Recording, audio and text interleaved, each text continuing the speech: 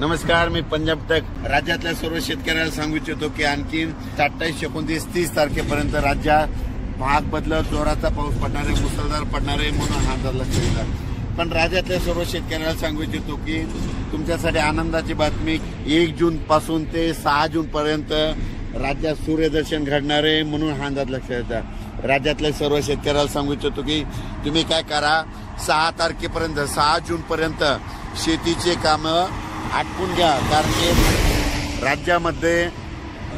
राज्यामध्ये 1 जून पासून तर 6 जून पर्यंत हवामान कोरडा राहणार आहे आणि त्यामध्ये सूर्यदर्शन घडणार आहे।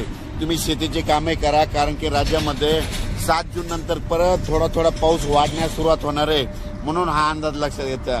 राज्यातल्या सर्व शेतकऱ्याला सांगू इच्छितो की 30 मे पर्यंत राज्यात दररोज भाग बदलत मुसळधार, कुठं अतिमुसळधार, कुठं रिमझिम पाऊस पडणार आहे म्हणून हा अंदाज लक्षात येतात। पण राज्यातल्या सर्व शेतकऱ्याला सांगू इच्छितो की पाऊस खूप झाला, जमिनीमध्ये ओल भरपूर आहे, पण पेरणीसाठी आपल्या शेतात दुरुस्त नसल्यामुळं सर्व शेतकऱ्याला एक आनंदाची बातमी की म्हणजे तुमच्यासाठी वरून राज्या 5 ते 6 दिवस म्हणजे 1 जून पासून तर 6 जून पर्यंत रजेवर जाणार आहे, म्हणजे तुम्हाला शेती कामं करण्यासाठी वेळ देणार आहे।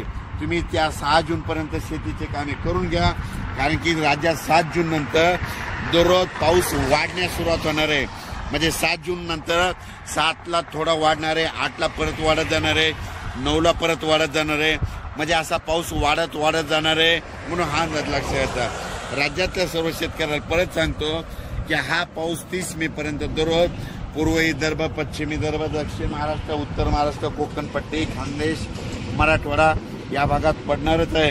पण जास्त पाऊस मुंबईला मात्र आणखीन 2 दिवस म्हणजे 27 आणि 28 2 दिवस मुंबईला, इगतपुरीकडे खूप पाऊस पडणार आहे, पुण्याकडे खूप पडणार आहे म्हणून हा अंदाज लक्षात येतात।